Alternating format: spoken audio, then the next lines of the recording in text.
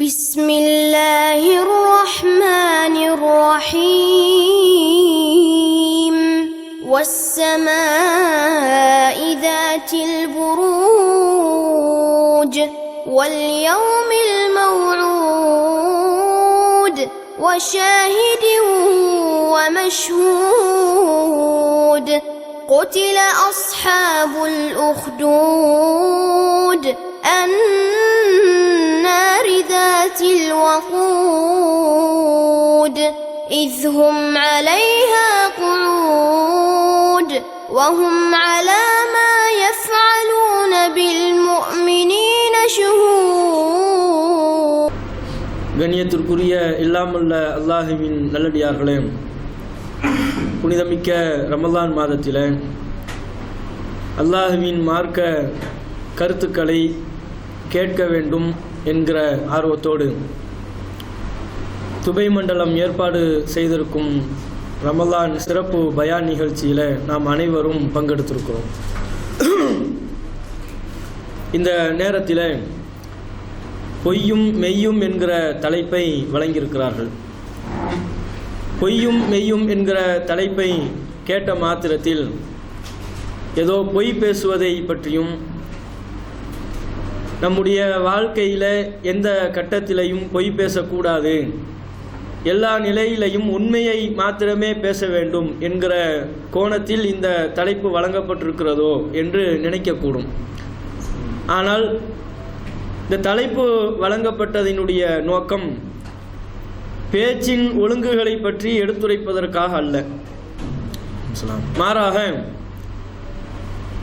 நமது தமிழ் பேசுகிற சமூகத்திற்கு மத்தியில் நமது ஜமாத்தை பற்றி, தமிழ்நாடு தௌஹீத் ஜமாத்தை பற்றி பல்வேறு விதமான பொய்யான விமர்சனங்கள் முன்வைக்கப்படுகின்றது. தௌஹீத் ஜமாத்தின் மீது பொய்யான விமர்சனங்கள் முன்வைக்கப்படுவது என்பது காலம் காலமாக நடைபெற்று வரக்கூடிய ஒரு நிகழ்வுதான்.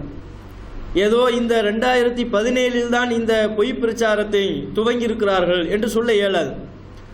1980களிலேயே இந்த ஜமாத் மக்களுக்கு மத்தியில் தௌஹீத் பிரச்சாரத்தை செய்ய துவங்கிய காலகட்டத்திலேயே இதை நோக்கி மக்கள் அலை அலையாக வருவதை பார்த்து எரிச்சல் அடைந்த எதிரணியினர்கள், அசத்தியவாதிகள் மக்கள் கூட்டத்தை தடுக்க வேண்டும், இந்த ஜமாத்தின்பால் மக்கள் ஈர்க்கப்படக்கூடாது என்கிற விஷமத்தனமான நோக்கத்தில் ஏராளமான பொய் பிரச்சாரங்களை செய்தார்கள்.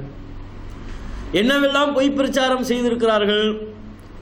என்னவெல்லாம் பொய் பிரச்சாரம் செய்திருக்கிறார்கள் என்றால், மக்கள் எதை சொன்னால் இந்த ஜமாத்தில் நெருங்க மாட்டார்களோ, எப்படிப்பட்ட விஷயத்தை சொன்னால் இந்த ஜமாத்தை விஷமாக நஞ்சாக பார்ப்பார்களோ, அப்படிப்பட்ட மக்களினுடைய பார்வையில் படு பயங்கரமான விஷயமாக தெரியக்கூடியவற்றை பொய் பிரச்சாரமாக அவதூறாக முன்வைத்தார்கள்.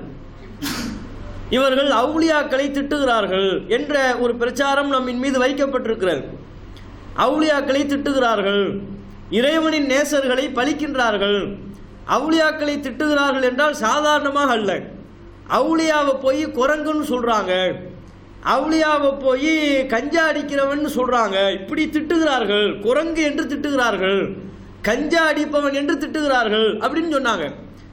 அப்போ அந்த பிரச்சாரத்தை நாம் முறியடித்தோம். எப்படி முறியடித்தோம்? எப்பா நீ சொல்லுகிற இறைநேசரை நாங்கள் குரங்குன்னு சொன்னோமா? நீ தாண்டா குரங்க போய் இறைநேசர்னு சொல்கிற. குரங்கு அவன் அவுலியான்னு சொன்னான், கஞ்சா குடிப்பவனை அவன் அவுலியா என்று சொன்னான். அப்போ நம்ம கேட்டோம், குரங்கு எப்படி இறைநேசராக இருக்கும்? கஞ்சா அடிப்பவன் எப்படி இறைவனினுடைய நேசனாக இருப்பான்? சடப்பக்கீரையெல்லாம் அவுளியான்னு சொன்னான். சடப்பக்கின்னா தெரியும்ல, வருஷ கணக்கில் குளிக்கவே மாட்டானுங்க, முடியை பார்த்தீங்கன்னா அப்படி அவ்வளோ அழுக்கு படிஞ்சிருக்கும். அவனை போய் அவுளியான்னு சொன்னாங்க. அப்போ அதைத்தான் நாங்கள் நம்ம விமர்சனமாக முன்வைத்தோம். இஸ்லாமிய மார்க்கம் தூய்மையை போதிக்கிற மார்க்கம். தூய்மையை போதிக்கிற இந்த மார்க்கத்தில் நபிகள் நாயகம் ஸல்லல்லாஹு அலைஹி வஸல்லம் அவர்கள் தூய்மையை வலியுறுத்தி எந்த அளவுக்கு சொன்னார்கள்? அத்-தஹூரு ஷத்ருல் ஈமான். இஸ்லாமிய மார்க்கத்தை பொறுத்தவரை தூய்மை தான் இறை நம்பிக்கையின் பாதி, இறை நம்பிக்கையின் பெரும்பகுதி என்ற அளவிற்கு தூய்மையை வலியுறுத்திய இந்த மார்க்கத்தில் பன்னெடுங்காலமாக குளிக்காம சடப்பக்கீரா ஒருத்தன் தெரிஞ்சுக்கிட்டு இருக்கிறான், அவனை போய் அவுளியான்னு சொல்றிய, கஞ்சா குடிக்கிறவனை போய் அவுளியாங்கிறிய, குரங்க போய் இறைநேசன் என்று சொல்கிறீர்களே என்று கேட்டோம். இப்படி மக்கள்கிட்ட நாம கேட்டதை அப்படியே ரூட்டை கேசட்டை திருப்பி போட்ட மாதிரி பார்த்தீர்களா, நம்ம அவுளியாவை குரங்கு என்று திட்டுகிறார்கள். பார்த்தீர்களா, நம்ம அவுளியாவை போய் கஞ்சா குடிப்பவன் என்று திட்டுகிறார் அப்படின்னு பொய்யா சொன்னாங்க. அந்த பிரச்சாரம் முன்வைக்கப்பட்டிருக்கிறது. அதை நாம் அல்லாஹ்வின் கிருபையால் முறியடித்தோம். அதே போல இந்த ஜமாத்தை பற்றி என்ன சொன்னார்கள், ரசூல்லாவை டாபிக்கை கையில் எடுத்தாங்க. தௌஹீத் ஜமாத்காரங்களுக்கு ரசூல்லானாலே பிடிக்காது, முகம்மதுன்னு பேரை காட்டாலே அவங்களுக்கு அலர்ஜி. எந்த அளவிற்கு இவர்களுக்கு நபியல் நாயகத்தை பிடிக்காது, அலர்ஜி என்று சொன்னால் நபியல் நாயகத்தின் மீது செலவாத்து ஓதக்கூடாது என்று சொல்கிறார்கள் அப்படின்னாங்க. ரசூல்லா பேரில் செலவாத்து ஓதக்கூடாது என்று சொல்கிறார்கள். பார்த்தீர்களா இவங்க முஸ்லீம்களா, இவங்க எப்படிப்பட்ட ஆட்களாக இருந்திருப்பார்கள் அப்படின்னு ஒரு விஷமத்தனமான பொய்யான அவதூறான பிரச்சாரத்தையும் முன்வைத்தார்கள். நம்ம எந்த காலத்திலேயாவது நபியல் நாயகத்தின் மீது செலவாத்து ஓதக்கூடாதுன்னு சொன்னோமா? நாம் என்ன பிரச்சாரம் பண்ணோம்? நாம் ஒரு பிரச்சாரம் செய்தது அவர்கள் திரித்து கூறினார்கள். தமிழகத்தில் ஒரு பழக்கம் இருக்கு, பாங்கு சொல்வதற்கு முன்பாக செலவாத்து ஓதுவாங்க. பார்த்துருக்கீங்களா? எல்லா பள்ளிவாசல்லையுமே மைக்க போட்டவுடனே அல்லாஹ் அக்பர்னு பாங்கு சொல்றது இல்லை. பாங்கு மைக்க போட்டவுடனே அல்லாஹும்ம ஸல்லி அலா முஹம்மதின் வ அலா ஆலி முஹம்மதின் சலாத்தை சொல்லி அதுக்கப்புறம் தான் பாங்கே சொல்லுவாங்க. இன்னும் சஹர் ரமதான் காலத்துலாம் ரொம்ப அநியாய கூத்துலாம் பண்ணுவாங்க. சஹருக்கு நேரமாகிருச்சு எஞ்சிருங்க, அதை யார் ஒன்று சொல்ல சொன்னாங்க? ரசூலுல்லாஹ் சஹருக்கு பாங்கு தானே சொல்ல சொன்னாங்க. சஹருக்கு நேரமாகி விட்டது எழுந்திருங்கள் அப்படின்னு சில ஊர்கள்லையும், சில ஊரில் நாவூரடிப்பா பாட்டு, எது சஹர் பாங்கு, நாவூரடிப்பா பாட்டை போட்டு விட்டு சஹருக்கு எழுப்பி விட்றாங்களாம். இது மாதிரி இவங்க பாங்குக்கு முன்னால் செலவாத்தை ஓதி பாங்கு சொன்னாங்க. அப்போ நாம் கேட்டோம், விமர்சனம் பண்ணோம். நாம் வணக்க வழிபாடாக எதை செய்வதாக இருந்தாலும் அல்லாஹும் அல்லாஹுடைய தூதரும் சொல்லி தந்ததை தான் செய்யணும். ரசூலுல்லாஹ் அதைத்தான் நமக்கு சொல்லித்தர வந்தாங்க. அல்லாஹ் நம்ம எப்படி வணங்கணும், எப்படி வணங்கினா அல்லாஹ்வுடைய திருப்தியை பெற இயலும், அதை கற்றுத்தரத்தான் அல்லாஹ்வின் தூதர் நபிகள் நாயகம் ஸல்லல்லாஹு அலைஹி வஸல்லம் அவங்க நமக்கு ரஹ்மத்தாக அனுப்பப்பட்டாங்க. அந்த ரசூலுல்லாஹ் நமக்கு சொல்லவும் செய்தார்கள். மன் அமில அமலன் லைஸா அலைஹி அம்ருனா ஃபஹுவ ரத்துன். நாம் உத்தரவிடாத ஒரு அமலை யார் செய்தாலும் சரி, அது அல்லாஹ்விடத்தில் ஏற்கப்படாது, நிராகரிக்கப்படும். அப்போ நாம் இபாதத்தை ஒன்று செய்கிறதா இருந்தால் நபி சொல்லி தந்திருக்கணும். பாங்கு சொல்கிறீங்கன்னா பாங்கு இபாதத் தானே, வணக்கம் தானே. இந்த வணக்கத்திற்கு முன்பாக நீங்கள் செலவாத்தை ஓதுறீங்கன்னா அதில் ரசூலுல்லாஹ் சொல்லி தந்தாங்களா? நபிகள் நாயகம் ஸல்லல்லாஹு அலைஹி வஸல்லம் அவங்க பாங்கு சொன்னதற்கு பின்னால் தான் செலவாத்து ஓதணும். நாங்கள் பாங்கு சொல்லியதற்கு பிறகு செலவாத்து ஓதுங்க. முதல் பாங்கினுடைய துவா ஓதுங்க, அல்லாஹும்ம ரப்ப ஹாதிஹி தாவத்தி தாமா என்கிற துவாவை ஓதுங்க. அதற்கு பிறகு என் மீது செலவாத்தை ஓதுங்கள் என்று நபிகள் நாயகம் ஸல்லல்லாஹு அலைஹி வஸல்லம் அவங்க நமக்கு சொல்லி தந்திருக்கிறாங்க. அப்போ பாங்குக்கு பின்னால் தானே செலவாத்து, பாங்குக்கு முன்னால் செலவாத்து சொல்ல வேண்டும் என்று அல்லாஹ்வின் தூதர் கற்றுத்தரவில்லை. இதை செய்யக்கூடாது. மார்க்கத்தில் நாம விரும்பிய வார்த்தைகளை எல்லாம் இடையில புகுத்தக்கூடாது. செலவாத்து தானே அப்படின்னு இடையில புகுத்தலாம்னா தொழுகையில புகுத்துனா ஏற்றுக்குவீங்களா? சுபு தொழுதுட்டு இருக்கிறாரு, சுபு தொழுகையில உட்காந்துக்கிட்டு அல்ஹம் சூரா ஓதி முடிச்சு செலவாத்து ஓதுறாரு. செலவாத்து தானே ஓதுற, நம்ம எல்லாரும் திட்டுறோம், என்னையா நீ இமாமு சுபு தொழுகையில் அல்ஹம் சூரா ஓதிட்டு துணை சூரா ஓதுவியா, அதை விட்டு செலவாத்து ஓதுறேன். நான் செலவாத்து தானே ஓதினேன். பார்த்தீர்களா, இவங்களுக்கு நபிகள் நாயகம் என்றாலே பிடிக்காது, ரசூலுல்லாஹ்னாலே இவங்களுக்கு பிடிக்காது. செலவாத்து ஓதுனா கூடாதுங்க அப்படின்னு சொன்னா அது சரின்னு ஏற்றுக்குவோமா? எந்த இடத்தில் எதை ஓத வேண்டுமோ அதைத்தான் ஓத வேண்டும், அந்த இடத்துல ஓதணும். நபி கற்றுத்தந்த இடத்தில் நபி கற்றுத்தந்த வாசகத்தை சொல்லணும். அப்போ பாங்குக்கு முன்னால செலவாத்து இல்லைன்னு சொன்னோம், நபி வழியில் அது கிடையாது, ஹதீஸுகள் அப்படி இல்லை. இப்படி சொன்னதை மக்கள்கிட்ட அப்படியே திருப்பி விட்டார்கள். இவர்கள் நபிகள் நாயகம்னால இவர்களுக்கு பிடிக்காது, செலவாத்தையே ஓதக்கூடாது என்றார்கள். இன்னொன்று சொன்னோம், அவங்க செலவாத்துங்கிற பேரில் சலாத்துன் நாரியான்னு ஒன்று எழுதி வச்சிருக்கிறாங்க தெரியுமில்ல. அல்லாஹும்ம சல்லி சலாத்தன் தாமத்தன் சல்லி சலாமன் தாம்மா. அது பார்த்தீங்கன்னா அது நிறைய. இப்போ சலவாத்துன் நாரியா ஓதுறதுக்குன்னே ஒரு பெரிய குரூப்பு 4444 தடவை ஓதணும். அதை எண்றதுக்குன்னு சொல்லி பட்டாணிலாம் வச்சுருப்பாங்க. பட்டாணி, கடலை, சில ஊர்களில் வேறு உருண்டை மாதிரி பல்லாங்குழி விளையாடுவாங்கள்ல பெண்கள்லாம், அதை கூட போட்டிருப்பாங்க. பல்லாங்குழியை வச்சா விட்டுருவாங்க. ஆலிம்சாமார்கள் இந்த சலாத்து நிறைய ஓத போவாங்கல்ல, அவங்க இந்த மாதிரி கல் ஐட்டங்கள் வச்சா மட்டும்தான் வாய்க்குள்ளே போகாது. பட்டாணி ஒன்று குழிக்குள்ளே போகும், இன்னொன்று வாய்க்குள்ளே போகும். ஒரு ஓதி முடிச்சுட்டு ஒன்று வாய்க்குள்ளே போட்டுக்குவார். ஏன்னா பட்டாணி தானே, கடலை தானே. அது 2-3 4444 400 தான் கிடக்கும், மிச்சம் 4000 கிடைக்காது. எல்லாம் ஆலிம்சமார்களே தின்னு முடிச்சிருப்பாங்க. அப்போ இது மாதிரி சலாத்து நாரியாங்கிற பேரில் ஒன்று எழுதி வச்சு இதை ஓதி கொண்டிருந்தார்கள். அது முழுக்க அல்லாஹுடைய ஆற்றலையும் அல்லாஹுடைய தன்மையையும் நபிகள் நாயகத்திற்கு வழங்கி ரசூல்லாவை அல்லாஹ்வாக ஆக்கக்கூடிய வகையில் பல வார்த்தைகள் அங்கே எழுதப்பட்டிருக்கிறது. அது நம்ம கூடாதுன்னு சொன்னோம். சலாத்து நாரியாலாம் கிடையாது. அல்லாஹ்வின் தூதர் தன் மீது சலவாத்து எப்படி ஓத வேண்டும் என்று சொல்லி தந்தார்களோ அப்படித்தான் ஓதணும்.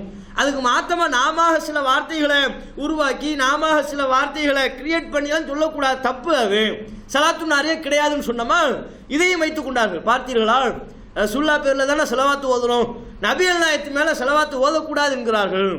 இப்படி ஒவ்வொரு காலகட்டத்திலையும் ஏனென்றால் அசத்தியவாதிகள் எப்போதும் ஒரே மாதிரி தான் யோசிப்பார்கள்.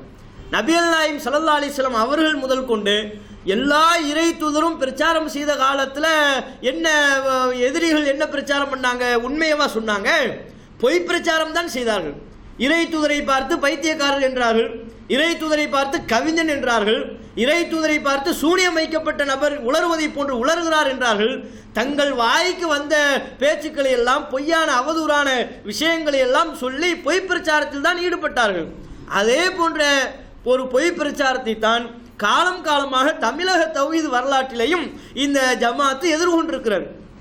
அதில் சமீபத்தில் ஒரு பொய் பிரச்சாரத்தை கையில் எடுத்திருக்கிறார்கள். இவ்வளவு காலமாக 80களிலிருந்து என்னென்ன பிரச்சாரத்தை எல்லாம் செஞ்சுக்கிட்டு இருந்தாங்களோ, சில நேரத்தில் உளரவும் செய்வாங்க, மார்க்க ரீதியான பொய் பிரச்சாரமும் வைப்பார்கள்.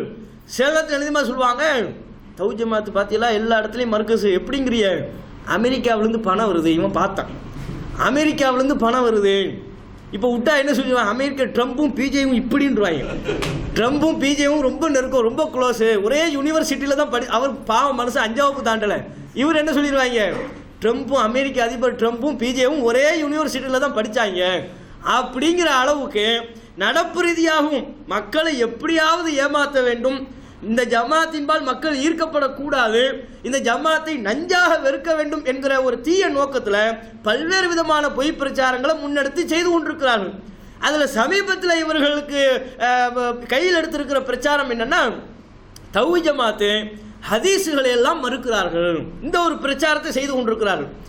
தௌஹீத் ஜமாத்தினரை பொறுத்தவரை அவங்க ஹதீஸுகளை மறுக்கிறாங்க. ரசூலுல்லாஹ் சொன்னதாக உள்ள செய்தியவே ஏற்றுக்க மாட்டேங்கிறாங்க. கேட்டால் என் அறிவுக்கு சரிப்படவில்லை என்கிறார்கள்.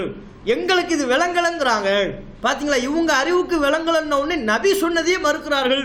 நபி சொன்னா கூட ஏற்றுக்க முடியாதுங்கிறாங்க.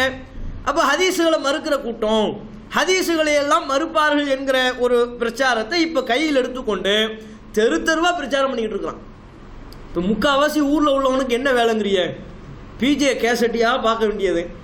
அதில் 1980 பேசுனது, இப்போ 2017 பேசுனது, ரெண்டையும் எடுத்து படம் ஓட்டிக்கிட்டு இருக்கிறாங்க. ஊர் ஃபுல்லாக பார்த்தீங்கன்னா ப்ரொஜெக்டரோடு அலைஞ்சிக்கிட்டு இருக்கிறானுவோ. அவன் எல்லாம் தெருவில் போய் ஒரு ப்ரொஜெக்டரை போட்டு பிஜேவுடைய 1980 பேசுனது இருக்குமா, அதை போல பார்த்தீர்களா, 80 என்ன சொன்னார்கள்னு பாருங்க. அடுத்து 2017 பேசுனேன், 2017 என்ன பார்த்தீர்களா, எப்படி ஏமாத்துறாங்க, எப்படி மக்களை ஏமாற்றி கொண்டிருக்கிறார்கள், இவர்கள் வலையில் நீங்கள் விழுந்து விடாதீர்கள் என்று பிஜே கேசட்டை போட்டு ஓட்டுறது தான் இப்போ தமிழகத்தில் ஃபேஷனாக இருக்குது. அது மாதிரி ஹதீஸுகளை மறுக்கிறார்கள் அப்படின்னு சொல்கிறாங்க. இதையும் அல்லாஹ்வுடைய கிருபையால் நாம் முறியடித்து கொண்டிருக்கிறோம், இன்னும் முறியடிப்போம். அப்போ இந்த விஷயம் எப்படிப்பட்டது, ஏன் இப்படி ஒரு பிரச்சாரம், இப்படி ஒரு தவறான வாதம் நம்மின் மீது முன்வைக்கப்படுகிறது என்கிற விளக்கத்தை அறிந்து கொள்வது கொள்கைவாதியாக நம்முடைய கடமை. அதை நம்ம விளங்கணும். தௌஹீத் ஜமாத் இதில் என்ன சொல்லுது, உண்மையிலேயே ஹதீஸுகளை நம்ம மறுக்கிறோமா, அல்லது அந்த ஹதீஸுகளை பற்றி நம்ம என்னத்தான் சொல்கிறோம், நாம் என்ன சொல்வதை இவர்கள் வேறு மாதிரி எப்படி திரித்து கொண்டு செல்கிறார்கள் என்பதை அறிந்து நாமும் அறிந்து பிற மக்களுக்கும் விளங்கப்படுத்தக்கூடிய ஒரு கடமை, ஒரு பொறுப்பு நமக்கு இருக்கு. அந்த டாப்பிக்கை விளக்குவதற்கு தான் பொய்யும் மெய்யும் என்கிற இந்த தலைப்பு வழங்கப்பட்டிருக்கிறது. இப்போ பார்த்தீங்கன்னா நம்ம என்ன சொல்கிறோம், ஹதீஸுகள் குறித்து நம்ம என்ன சொல்கிறோம். ஹதீஸுகள் என்பது ரசூலுல்லாஹ்வுடைய சொல்லு, செயலு, அங்கீகாரம், இதைத்தானே ஹதீஸுங்குவோம். நபிகள் நாயகம் ஸல்லல்லாஹு அலைஹி வஸல்லம் அவங்க சம்பந்தப்பட்ட எந்த நிகழ்வாக இருந்தாலும் அது ஹதீஸு. ரசூலுல்லாஹ்வுடைய சொல் அப்படின்னா அது ஹதீஸ். ரசூலுல்லாஹ்வுடைய செயல் அதுவும் ஹதீஸு. ரசூலுல்லாஹ்வுடைய சொல்லாவோ செயலாவோ இருக்காது, ஆனால் நபிகள் நாயகத்தை பற்றியதாக இருக்கும். நபிகள் நாயகத்துடைய அங்கீகாரம் தொடர்புடையதாக இருக்கும், அதுவும் ஹதீஸ் தான். இப்போ ஒருத்தர் உடும்பு கறி சாப்பிட்டாருன்னு சொல்லுவோம். உடும்பு கறி விருந்தில் ரசூலுல்லாஹ்வுக்கு ஒன்று வைக்கப்பட்டது, ரசூல் சாப்பிடல, நபிகள் நாயகம் சாப்பிடல. ஆனால் பக்கத்தில் உள்ள நபித்தோழர் என்ன செஞ்சார், அவர் ரசூலுல்லாஹ் சாப்பிடாத பார்த்து, என்ன நீங்கள் சாப்பிட நம்மக்கிட்ட தள்ளி விட்ருங்களேன், நம்ம அதை சேர்த்து சாப்பிடுவோம்ல அப்படின்னாரு. அப்படியா சரின்னு சொல்லிட்டு கொடுத்துட்டாங்க ரசூலுல்லாஹ். அப்போ ரசூலுல்லாஹ் உடும்புக்கறி சாப்பிடாவிட்டாலும் தன் முன்னிலையில் உடும்புக்கறி சாப்பிடப்படுவதை அல்லாஹ்வின் தூதர் அங்கீகரித்தார்கள். அப்போ ரசூலுல்லாஹ் அங்கீகரித்ததும் ஹதீஸ் தான், அதையும் ஹதீஸ் தான் சொல்லுவோம். அதில் ரசூலுல்லாஹ் நேரடியாக சம்பந்தப்படாவிட்டாலும் கூட நபியின் அங்கீகாரம் அந்த நிகழ்வுக்கு இருக்கிற காரணத்தினால் அது ஹதீஸ். இந்த ஹதீஸுகள் குறித்து நம்ம என்ன சொல்கிறோம்னா, குர்ஆன் எப்படி வஹியோ, வஹினா அல்லாஹ்வின் புறத்திலிருந்து அருளப்பட்ட இறை செய்தியோ, அதுபோல ஹதீஸும் அல்லாஹ்வின் புறத்திலிருந்து அருளப்பட்ட இறை செய்தி. இதான் முதல் வாதம். ஃபர்ஸ்ட் நம்ம விளங்க வேண்டியது ஹதீஸுகள் குறித்து நம்ம ஜமாத் என்ன சொல்லுதுங்கிறத எப்படி நம்ம விளங்கப்படுத்துகிறோம்னா, குர்ஆன் எப்படி இறை செய்தியோ அதுபோல நபிகள் நாயகம் ஸல்லல்லாஹு அலைஹி வஸல்லம் அவர்கள் சொன்ன செய்த அங்கீகரித்த நபிமொழிகளும் இறை செய்தி. வஹி அது அல்லாஹ்வின் புறத்திலிருந்து அருளப்பட்ட வஹி. ரசூலுல்லாஹ் பேசுறது வஹிங்கிறதுக்கு என்ன ஆதாரம்? குர்ஆன்ல பல ஆதாரங்கள் இருக்கு. நபிகள் நாயகத்துடைய பேச்சு, ரசூலுல்லாஹ் மார்க்கமாக விளக்கக்கூடிய விஷயங்கள் எல்லாமும் அல்லாஹ்வின் புறத்திலிருந்து அருளப்பட்ட இறை செய்தி தான் என்கிற அங்கீகாரத்தை அல்லாஹ் குர்ஆன்லயே பல இடங்கள்ல தந்திருக்கிறான். சூரத்துன் நஜ்ம்ல 53வது அத்தியாயம் 4வது வசனம், அதில் அல்லாஹ் சொல்றான், ஒமா யன்திகு அனில் ஹவா, இந்த முஹம்மது தம்முடைய மனோ இச்சையின்படி பேச மாட்டார். இன் ஹுவ இல்லா வஹ்யு யூஹா, அல்லாஹ்வின் புறத்திலிருந்து அருளப்பட்ட இறை செய்தியை தான் பேசுவார். ரசூலுல்லாஹ் உன்னை பேசுனாங்கன்னா, ஒரு மார்க்கமாக விளக்குறாங்கன்னா, அது தம்முடைய சுய கருத்தை பேச மாட்டாரு, அல்லாஹ்வின் புறத்திலிருந்து அருளப்பட்ட இறை செய்தியை தான் பேசுவார் என்று குர்ஆன் சொல்லுது. அதே போல 4வது அத்தியாயம் 82வது வசனம், அதுலேயும் இந்த கருத்தை நீங்கள் பார்க்கலாம். 41வது அத்தியாயம் 42வது வசனத்திலையும் இந்த கருத்தை பார்க்கலாம். அப்போ ஹதீஸ் என்பது ரசூல் ஸல்லல்லாஹு அலைஹி வஸல்லம் அவங்க சொல்லக்கூடிய செய்தி என்பது அது வஹி, அல்லாஹ்வின் புறத்திலிருந்து அருளப்படக்கூடிய செய்தி தான் அது. குர்ஆன் எப்படி அல்லாஹ்வின் புறத்திலிருந்து அருளப்பட்டுச்சோ அதுபோல குர்ஆனுக்கு விளக்கமாக ரசூலுல்லாஹ் எதையெல்லாம் சொல்லுவாங்களோ அதுவும் அல்லாஹ்வின் புறத்திலிருந்து அருளப்படுது. அதை தெளிவாக விளங்குறதுக்கு வஹியினுடைய துவக்கத்தில் ரசூலுல்லாஹ்வுக்கு நடந்ததை பற்றி குர்ஆன் சொல்லுதா இல்லையா, அதுவே உங்களுக்கு போதும். வஹியின் துவக்கத்தில் என்ன நடக்கும்? நபிகள் நாயகம் ஸல்லல்லாஹு அலைஹி வஸல்லம் அவர்களுக்கு இறை செய்தி அருளப்பட்ட துவக்கத்தில் ஜிப்ரீல் அலைஹிஸ்ஸலாம் அவங்க குர்ஆனை ஓதுவா சொல்லி கொடுப்பாங்களா ரசூலுல்லாஹ்வுக்கு? ஜிப்ரீல் அலைஹிஸ்ஸலாம் அவர்கள் நபிகள் நாயகத்துக்கு குர்ஆனை சொல்லி கொடுத்தாலும் ரசூலுல்லாஹ் அவசரப்பட்டு நாவை வேகமாக அசைத்தார்கள். அப்போ அல்லாஹ் இதை கவனித்து சொல்கிறான், நபியே லா துஹர்ரிக் பிஹி லிசானக லிதஅஜல பிஹி, அவசரப்பட்டு உங்களுடைய நாவை நீங்கள் அசைக்க வேண்டிய தேவை இல்லை. ஏன் அவசரப்படுறீங்க? ரசூலுல்லாஹ் அவசரப்பட்டாங்க. இறை தூதராக நியமிக்கப்பட்ட புதுசில் ஜிப்ரீல் அலைஹிஸ்ஸலாம் அவங்க குர்ஆன் வசனங்களை சொல்லுவாங்க. நபி அதை எங்கே நம்ம மனப்பாடம் பண்ணாமல் போயிடுவோமோ, தவறி போயிடுமோ, ஜிப்ரீல் சொன்ன 1-2 வார்த்தையை நம்ம மறந்துடுவோமோ அப்படின்னு ஒரு வித தயக்கம் நபிக்கு இருந்துச்சு. அதனால வேகமாக ஜிப்ரீல் அலைஹிஸ்ஸலாம் அவங்க சொல்ல ரசூலுல்லாஹ் வேகமாக நாவை அசைத்தார்கள். அதை அல்லாஹ் சொல்றா, நபியே ஏன் இப்படி அவசரப்படுறீங்க? அதெல்லாம் நீங்கள் அவசரப்படாதீங்க, நீங்கள் இது குறித்து எந்த அச்சமும் கொள்ள வேண்டிய அவசியம் இல்லை. இன்ன அலைனா ஜம்அஹு வ குர்ஆனா, இந்த குர்ஆனை உங்களுடைய உள்ளத்தில் ஒன்று திரட்டுவதும் உம்மை ஓத வைப்பதும் நம்மை சார்ந்தது. ஃபைதா கரஅனாஹு, நாம் ஓதும் போது ஃபத்தபி குர்ஆனா, நம்முடைய ஓதுதலை நீங்கள் பின்பற்றுவீராக. அல்லாஹ் பொறுப்பெடுக்கிறான் பாருங்க. எதுக்கெல்லாம் அல்லாஹ் பொறுப்பெடுக்கிறாங்கிறத நீங்கள் கவனிச்சிட்டாலே போதும். ஹதீஸும் வஹிதான், இறை செய்திதான் என்பது தெளிவாக விளங்கிக் கொள்ள இயலும். அல்லாஹ் பொறுப்பெடுக்கிறான். அப்படியே நீங்கள் அவசரப்படாதீங்க. ஜிப்ரீல் ஓதுவார், அவர் ஓத நீங்கள் எந்த பதட்டமும் கொள்ள வேண்டிய அச்சம் கொள்ள வேண்டிய தேவையில்லை. காரணம், இந்த குர்ஆனை உங்களுடைய உள்ளத்தில் ஒன்று திரட்டுவது ஏன் வேலை? நான் தானே உங்களை இறை தூதராக தேர்வு பண்ணேன், இந்த குர்ஆனை சொல்லத்துக்கு தானே தேர்வு பண்ணேன். இதை உங்கள் உள்ளத்தில் பதிய வைக்கிறது ஏன் வேலை? உங்களை ஓத வைப்பதும் ஏன் வேலை? 2 பொறுப்பாயிருச்சா? உங்களுடைய உள்ளத்தில் ஒன்று திரட்டுவது, உங்களை ஓத வைப்பது, ரெண்டுமே ஏன் பொறுப்பு. நீங்கள் ஒன்றும் பயப்படாதீங்க. நீங்கள் செய்ய வேண்டியது என்னன்னா, நாம் சொல்லிக் கொடுக்க, நம்முடைய ஜிப்ரீல் சொல்லிக் கொடுக்க நீங்கள் சொல்லுங்க. ஃபைதா கரஅனாஹு ஃபத்தபியு குர்ஆனா சும்ம இன்ன அலைனா பயானா, அதன் விளக்கமும் நம்மை சார்ந்தது. 3வது பொறுப்பு அல்லாஹ் எடுக்கிறான் பாருங்க.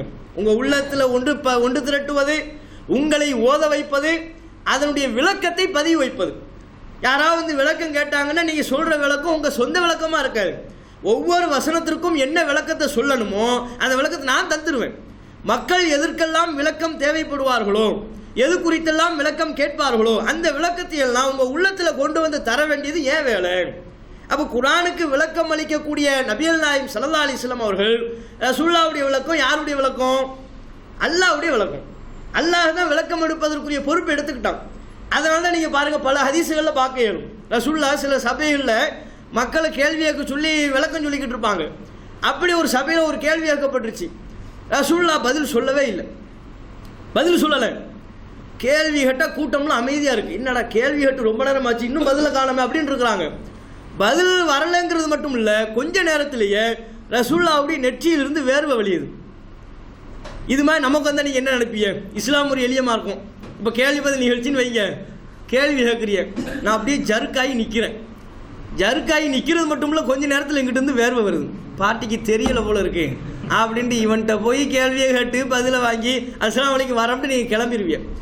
ரசூலுல்லாஹ்வுக்கு வேர்வை வருது, பதில் கேள்வி கேட்குறாங்க, பதில் சொல்லலை, நேரமாகுது, வேர்வை வருது. அதுக்கப்புறம் மக்கள் என்ற ஐன சாயில், கேள்வி கேட்டவர் எங்கே அப்படின்னு கேட்ட கேள்விக்குரிய பதிலை சொல்கிறாங்க. அப்போ இந்த கன நேரத்தில் என்ன நடந்துச்சு? கேட்ட கேள்விக்கு முன்னமே அல்லாஹ்வின் புறத்திலிருந்து விளக்கம் வழங்கப்படாத காரணத்தினால புதுசாக அல்லாஹ்ட்டேருந்து விளக்கம் வருது. ஒருத்தர் கேள்வி கேட்டுட்டாரு, அதுக்குரிய விளக்கம் முன்னால் அருளப்பட்ட இறை செய்தியில் இல்லை, புதுசாக தான் சொல்லணும், புதுசாக அல்லாஹ்ட்டேருந்து வருது. அப்போ நபிகள் நாயகம் ஸல்லல்லாஹு அந்த அல்லாஹ்விடமிருந்து வஹி வருகிற காரணத்தினால தான் ரசூலுல்லாஹ்வுக்கு வேர்க்குது. வஹி வர்றதுனால வேர்க்குது. நமக்கு வேர்வை வந்துச்சுன்னா என்ன அர்த்தம்? வெக்கையினால வருது, ஏசி இல்லைங்கிறதுனால வருதுன்னு விளங்கிக்கலாம், அல்லது பதில் தெரியலைங்கிறதுனால வேர்க்குதுன்னு கூட நீங்கள் நினச்சிக்கலாம், ஒன்றும் தப்பு இல்லை. ரசூலுல்லாஹ்வுக்கு கேள்வி கேட்கப்பட்டு பதில் சொல்லாமல் வேர்த்துச்சுன்னா அல்லாஹ்வின் புறத்திலிருந்து விளக்கம் வந்துகிட்டு இருக்குன்னு அர்த்தம். அப்படிப்பட்ட ஒரு தொடர்பில் தான் அல்லாஹ்வின் தூதர் அவர்கள் இருந்தார்கள். இது அடிப்படை. நபிகள் நாயகம் ஸல்லல்லாஹு அலைஹி வஸல்லம் அவங்க சொல்லுகிற செய்தி எல்லாமே வஹி, இறை செய்தி.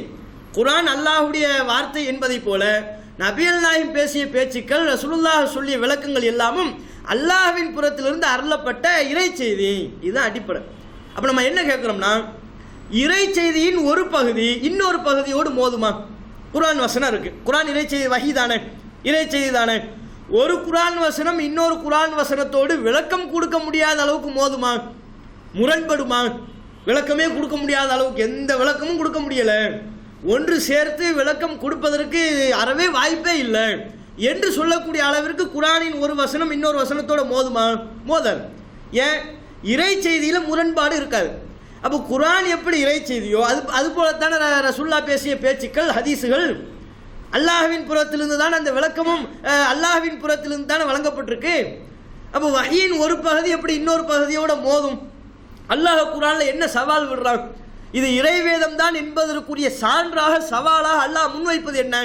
லா யஅதீஹில் பாத்திலு மின் பைனி யதைஹி வலா மின் ஹல்ஃபி. இதற்கு முன்னோ பின்னோ எந்த முரண்பாடும் இருக்காது. மக்கள் மத்தியில், உலக மக்கள் அனைவருக்கும் அல்லாஹ் தன்னுடைய பேச்சை இறைவேதம் என்பதற்குரிய சான்றாக முன்வைப்பது என்ன? இதில் முரண்பாடு இல்லை. அஃபலா யததப்பரூனல் குர்ஆன், குர்ஆனை இவர்கள் சிந்திக்க மாட்டார்களா? வலவு கான மின் இந்தி கைரில்லாஹி லவஜது ஃபீஹி இக்திலாஃபன் கஸீரா. இது அல்லாஹ் அல்லாத நபரிடமிருந்து வந்திருக்குமே ஆனால் அதிகமான முரண்பாடுகளை பார்த்திருப்பார்கள். ஏன் கிட்டத்து வந்துச்சு, அதான் முரண்பாடு இல்லைங்கிறான். அல்லாஹ்விடமிருந்து வந்தால் அதில் முரண்பாடு இருக்காது. குர்ஆனும் அல்லாஹ்விடமிருந்து வந்தது, குர்ஆனுக்கு விளக்கமாக நபிகள் நாயகம் பேசிய பேச்சுக்களும் அல்லாஹ்விடமிருந்து வந்தது. அப்போ அல்லாஹ்விடமிருந்து வந்த செய்திகளுக்குள்ள முரண்பாடு இருக்காது. இதான் நம்ம நிலைப்பாடு.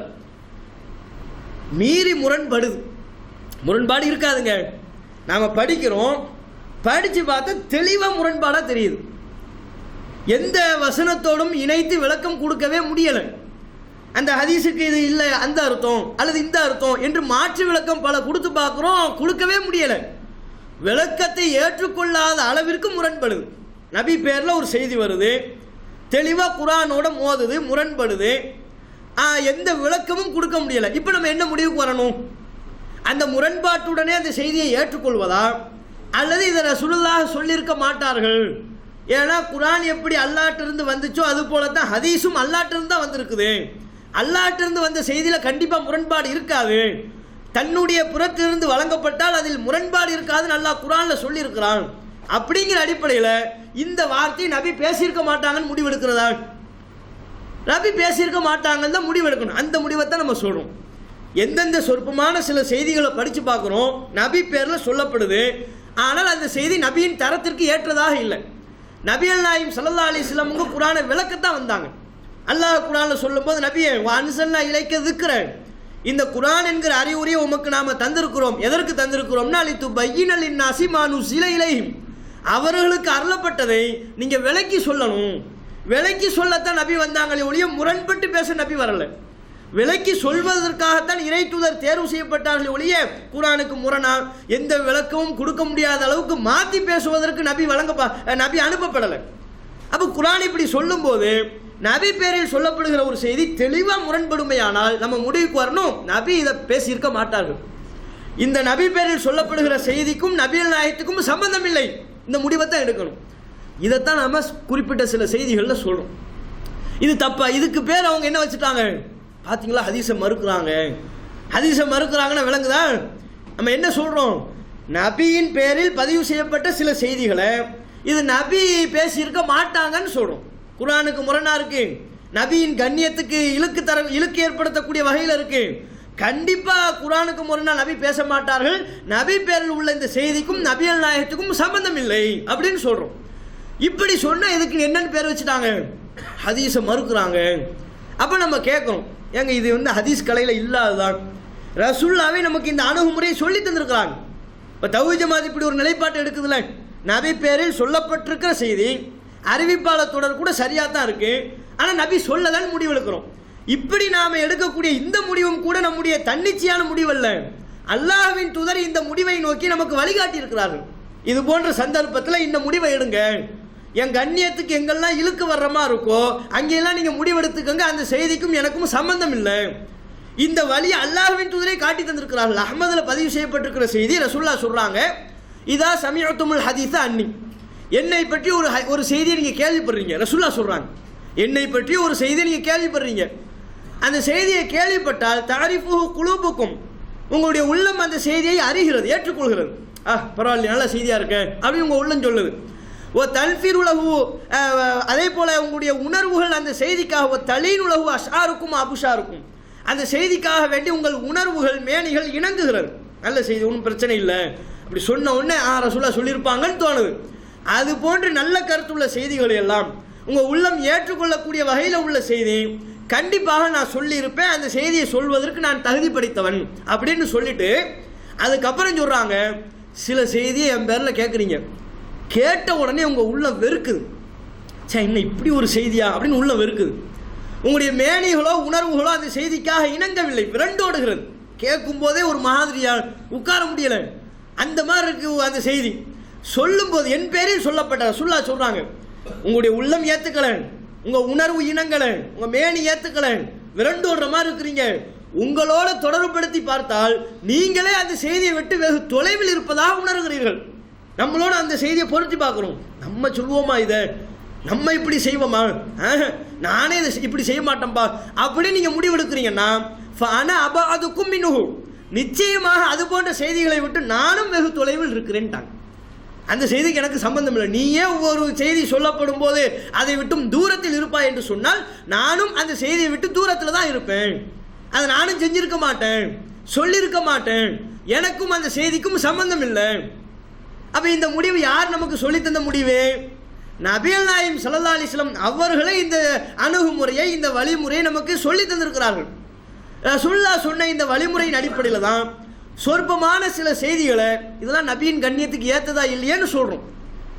உதாரணமாக ஒரு சில செய்திகளை சொல்கிறதா இருந்தால், ஏன்னா இந்த டாப்பிக்கை பொறுத்தவரையும் ஒரு விரிவான தலைப்பு இது, சொல்லப்போனால் வகுப்பு போன்று நடத்தப்பட வேண்டிய ஒரு தலைப்பு இது. இது பயானுக்கு ஏற்ற பயானா நம்ம மக்கள் என்ன ஊன்னு சொல்லி பதிர் மாதிரி கையில் அருவாளை வச்சுக்கிட்டு பேசினா தான் பயான், கையில் கத்தியை வச்சுக்கிட்டு பேசணும், நெருப்பு பறக்கணும்பாங்க, அப்படின்னா என்ன ஃபயர் சர்வீஸை கூட கூட்டு வந்து பேசும்போது நான் கொஞ்சம் நெருப்பு அடிச்சு விடுங்கன்னு சொல்லணும், அந்த மாதிரி அல்லது ஒரு நெகிழ் ஊட்டக்கூடிய வகையில் இருக்கணும். இது ஆய்வு ரீதியான தலைப்பு. குர்ஆனுக்கு முரண்படுகிற ஹதீஸின் வரும்போது இந்த தலைப்பு எப்படிப்பட்ட தலைப்பு? ஆய்வு ரீதியான ஒரு தலைப்பு. அதனால இந்த தலைப்பை பொறுத்தவரையும் உன்னிப்பாக கவனிக்கும் போது மட்டும்தான் விளங்கும். அதுவும் இல்லாமல் நம்ம தமிழகத்தில் இந்த தலைப்பை எல்லாம் தர்பியா நிகழ்ச்சிகளாக தான் நடத்துகிறோம். 3 மணி நேரம் மொத்தமாக எடுத்துக்குவோம், அல்லது குறைஞ்சது 2 மணி நேரம். 2 மணி நேரத்தை எடுத்து தர்பியா நிகழ்ச்சியாக தான் நடத்தி, அப்போ தான் இது போன்ற தலைப்பெல்லாம் மக்கள் கேட்பாங்க. தர்பியான விளங்குதுல, இடத்துல கேள்வி கேட்போம். கேள்வி ஆஹா கேள்விங்கிறாங்களே, டீயை வேற கையில் தண்டா, என்னது அது தயிரா, என்னது மோரை வேற கையில் தந்து விட்டு கேள்விங்கிறாங்களே, இதை சொல்லியிருந்தா ஒரு சில தெரியாமல் வந்து உட்காந்துட்டோமோ, நம்மகிட்ட கேட்பாங்களோ. நல்ல வேலை நம்ம கடைசி வரிசையில் உட்காந்துருக்குறோம், கேள்வினாலே நமக்கு அலர்ஜி. தர்பியால் அப்படித்தான் லாக் பண்ணிடுறோம். கொஞ்சம் உட்கார வச்சு கதவை போட்டுன்னு சொல்லிடுவோம், கையில் நோட்டை கொடுத்துருவோம், எல்லார் கையிலையும் நோட்ஸ் கண்டிப்பாக இருக்கும். 2 மணி நேரம் இந்த தலைப்புக்கு. அப்படிப்பட்ட தலைப்பு முக்கியமான ஒரு தலைப்பு. அதில் அடிப்படையை தான் சொல்கிறோம், அதை நீங்கள் விளங்கிக்கங்க. அப்போ என்னன்னு சொன்னால், இதை வந்து ஹதீஸை மறுக்குதுன்னு சொல்கிறாங்களா, இதுக்கு பேர் தான் ஹதீஸை மறுப்பு, ஹதீஸை மறுக்கிறாங்க பாருங்க அப்படின்னு சொல்கிறாங்க. நம்ம என்ன சொல்கிறோம்னா, ரசூல்லா தானே இந்த வழியை நமக்கு சொல்லி தந்துருக்குறாங்க. எந்தெந்த செய்தியெல்லாம் கேட்கும்போது இத்தையெல்லாம் நம்மளே இப்படி சொல்லியிருக்க மாட்டோமே, நம்மளே இப்படி செஞ்சிருக்க மாட்டோமேன்ற ஒரு உணர்வை தருமையானால் கண்டிப்பாக அந்த செய்தியை விட்டு நபிகள் நாயகமும் வெகு தொலைவில் தான் இருப்பார். இப்போ உதாரணமாக ஒரு சில செய்திகளை பாருங்கள், அதுக்கப்புறம் மற்ற தகவல்களை நம்ம சொல்லுவோம். என்ன செய்தி? நபிகள் நாயகம் ஸல்லல்லாஹு அலைஹி வஸல்லம் அவங்க உம்மு ஹராம் என்கிற ஒரு சஹாபிய பெண்மணியின் வீட்டுக்கு போவாங்க, அடிக்கடி போவாங்க, அந்த வீட்டுக்கு போவாங்க. சரி, உம்மு ஹராம் என்கிற சஹாபிய பெண்மணியின் வீட்டுக்கு போவாங்கங்கிறது மட்டுமில்ல, அவங்களுக்கு அருகாமையில் அல்லாஹ்வின் தூதர் படுத்து உறங்குவார்கள். அந்த பெண்மணியினுடைய உம்மு ஹராம் என்கிற சஹாபிய பெண்மணிக்கு அருகாமையில் படுத்து உறங்குவாங்க. அந்த அருகாமையில் படுத்து உறங்குவாங்கங்கிற வார்த்தைக்கு மடியில் படுத்து உறங்குவாருங்கிற கருத்தும் இருக்குது. அப்போ அருகாமையில் நம்ம வச்சுக்குவோம், அந்த பெண்மணியினுடைய அருகாமையில் ரசூல்லா படுத்து உறங்குவார்கள். ரசூல்லா படுத்து உறங்குனா அதுக்கப்புறம் என்ன நடக்குமா? அதுக்கப்புறம் அந்த அம்மா உம்மு ஹராம் என்கிற பெண்மணி ரசூல்லாவுடைய தலையை தொட்டு பேன் பார்த்து விடுவாங்க. இது முஸ்லீமில் வருது, முஸ்லீம் ஹதீஸ் கிரந்தம் இருக்குல்ல, அதில் நபிகள் நாயகத்தின் பேரால் இந்த செய்தி பதிவாக இருக்குது. அறிவிப்பாளர் தொடர்லாம் சரியாக தான் இருக்குது. இப்போ நம்ம பார்க்க இந்த செய்தி சொல்லப்படும் போது உங்களுக்கு என்ன உணர்வாக இருக்குது? உம்மு ஹராம் வந்து ரசூல்லாவுக்கு மஹரம்லாம் கிடையாது, திருமணம் செய்வதற்கு தடை செய்யப்பட்ட மஹரமான உறவு அல்ல. கூட பிறந்த தங்கச்சியோ, கூட பிறந்த அக்காவோ, அல்லது ரசூல்லாவுடைய மனைவியரில் ஒருவரோ, அல்லது அல்லாஹ்வின் தூதருக்கு வேறு வகையில் பால்குடி உறவு அடிப்படையிலையோ வேறு எந்த அடிப்படையிலையும் மஹரமான உறவு கிடையாது. அந்நிய பெண்மணி. ரசூல்லாவுக்கு உம்மு ஹராம் அந்நிய பெண்மணி தான் என்பது மறுக்க முடியாத வரலாற்று பூர்வமான செய்தி. உம்மு ஹராம் வந்து சில பேர் ரசூல்லாவுக்கு சொந்தம்ங்கிறாங்க, அதுக்கு ஆதாரமே இல்லை என்பது நமக்கு முன்பு வாழ்ந்த அறிஞர்களாலேயே நிரூபிக்கப்பட்டிருக்கு. ஆதாரம்லாம் இல்லை, உம்மு ஹராம் அந்நிய பெண்மணி தான் அப்படின்னு தான் சொல்கிறாங்க. அந்த செய்தியை ஏற்றுக்கொள்ளக்கூடியவர்கள் கூட. அப்போ நம்ம என்ன சொல்கிறோம்னா, உம்மு ஹராம் அந்நிய பெண்மணிங்கிறீங்க, அந்நிய பெண்மணி தான். அந்நிய பெண்மணினா அந்நிய பெண்மணி வீட்டுக்கு ரசூல்லா எப்படி அடிக்கடி போவாங்க? அந்நிய பெண்மணியினுடைய அருகாமையில் ரசூல்லா எப்படி படுத்து உறங்குவாங்க? அந்நிய பெண்மணி ரசூல்லாவுடைய தலையை தொட்டு பேன் பார்ப்பதற்கு எப்படி இடம் கொடுப்பார்கள்? இதெல்லாம் ரசூல்லாவுடைய கண்ணியத்துக்கு ஏற்றதா இருக்கா? ரசூல்லாவுடைய கண்ணியத்தை பற்றி, நல்லொழுக்கத்தை பற்றி குர்ஆன் என்ன சொல்லுது? நபிகள் நாயகத்தை பற்றி குர்ஆனும் ஹதீஸும். ரசூல்லானா எப்படி நம்ம குர்ஆன் ஹதீஸ் சொல்லுதுல, நாம ரசூல்லாவை நேரடியாக பார்க்கல, நபிகள் நாயகம் காலத்தில் இல்லை. அப்போ நபிகள் நாயகத்தை நம்ம எப்படி அறிந்து கொள்வோம்? குர்ஆன் சொல்றதை வச்சு ரசூல்லாவுடைய வாழ்க்கையை சித்தரிப்போம். ஹதீஸ் என்ன சொல்லுதோ அதை வச்சு தான் ரசூல்லாவுடைய வாழ்க்கையை நம்ம அறிஞ்சு வச்சிருக்கிறோம். குர்ஆனும் ஹதீஸும் ரசூல்லாவை பற்றி நமக்கு எப்படி அறிமுகப்படுத்துச்சு? குர்ஆன்ல அல்லாஹ் சொல்றான், நபியே இன்னக லஅலா குலுகின் அதீம், நீர் மகத்தான நற்குணத்தில் இருக்கிறீர். இதான் குர்ஆன் சொல்லுங்க. ரசூலுல்லாஹ்வுடைய குணம் மகத்தான நற்குணம் என்று அல்லாஹ் பாராட்டக்கூடிய அளவிற்கு, அல்லாஹ் சிலாகித்து சொல்லக்கூடிய அளவிற்கு ரசூலுல்லாஹ்வுடைய குணம் மேலோங்கி இருக்கு. அப்போ மகத்தான நற்குணம்னு ஒரு பக்கத்தில் அல்லாஹ் சொல்றான், இன்னொரு பக்கத்தில் பார்த்தா அந்நிய பெண்மணி வீட்டுக்கு அடிக்கடி போயிருக்கிறாங்க. அந்நிய பெண்மணி தான் தலையில தொட்டு பேன் பார்ப்பதற்கு இடம், இதுவா மகத்தான நற்குணம்? யோசிச்சு பாருங்க. அல்லாஹ் மகத்தான நற்குணம்ங்கிறான். இந்த செய்தியை இதோட ஃபிட் பண்ணி பார்த்தோம்னா எது மகத்தான நற்குணம்? அந்நிய பெண்மணி வீட்டுக்கு அடிக்கடி போகிறதும், அவங்களோட தலையை கொடுத்து பேன் பாருமான்னு சொல்லி பேன் பார்க்கறதுக்கு இடம் கொடுக்கறதும் மகத்தான நற்குணமா? இதை ரசூலுல்லாஹ்வுடைய கண்ணியத்துக்கு ஏற்றதா இருக்கா? நபியினுடைய கண்ணியத்தை சீர்குலைக்கக்கூடிய வகையில் இல்லையா? அதே போல் இன்னொன்று பாருங்க, இப்போ அந்நிய பெண்மணின்னு வந்துட்டாலே ரசூலுல்லாஹ் நமக்கு என்ன சொல்லி தந்தாங்க? ஈயாக்கும் அத்துகூல அலன் நிசா, அந்நிய பெண்மணிகள் இருக்கிற வீட்டிற்குள் நீங்கள் அடிக்கடி நுழைவதை நான் எச்சரிக்கை பண்ணுறேன். அந்நிய பெண்மணி இருக்கிற வீட்டுக்கெல்லாம் நீங்கள் போகாதீங்க. போகிறதா இருந்தால் அங்கே ஆண்கள் இருக்கணும், ஏனைய பெண்மணிகள் இருக்கணும். அப்படின்னா தான் தேவை ஏற்படும் போது இந்த பாதுகாப்பு விஷயங்கள் இருக்கும்போது தான் நீங்கள் போகணும். இல்லாமல் அந்நிய பெண்மணி வீட்டுக்குள்ளே நீங்கள் போனீங்கன்னா உங்களை நான் எச்சரிக்கிறேன், ஜாக்கிரதையாக இருங்கன்னு ரசூலுல்லாஹ் நமக்கு சொல்கிறாங்க. அப்புறம் ரசூலுல்லாஹ் நமக்கு என்ன சொல்லி தந்திருக்கிறாங்க? சொன்னதுன்னு ஒன்று இருக்குது, அந்நிய பெண்மணி வீட்டுக்கு நீங்கள் போகாதீங்கன்னு. செஞ்சது என்னன்னு பார்த்தா தான் போயிருக்கிறாங்கன்னு வருது. இது ரசூலுல்லாஹ்வுடைய கேரக்டருக்கு மேட்சிங்காக இருக்கா? நமக்கு எந்த ஒழுக்கத்தை போதிச்சாங்களோ அந்த ஒழுக்கத்தை அல்லாஹ்வின் தூதர் அல்லவா செய்வார்கள். நமக்கு எந்த ஒழுக்கத்தை போதிக்கிறார்களோ அது அல்லாஹ்வின் தூதர் தான் வாழ்க்கையில் நெருப்பாக கடைபிடிப்பார்கள். அந்த ஒழுக்கத்தை ஒருபோதும் மீறவே மாட்டார்கள். அப்படிப்பட்ட ரசூலுல்லாஹ்வை பற்றி இந்த செய்தி என்ன எப்படி சித்தரிக்குது? அந்நிய பெண்மணி வீட்டுக்கு போவாங்க, பேன் பார்க்கறதுக்குலாம் இடம் கொடுத்துருக்குறாங்க. இன்னொரு டாபிக் யோசிச்சு பாருங்க, ரசூலுல்லாஹ் நமக்கு என்ன சொன்னாங்க? விபச்சாரத்தை பற்றி சொன்னாங்க. இன்னல்லாஹ கத்தபல் இப்னி ஆதம ஹல்லம் மினஸ் ஸினா, அல்லாஹ் ஆதமுடைய மகனுக்கு விபச்சாரத்தின் பங்கை விதித்து விட்டான்.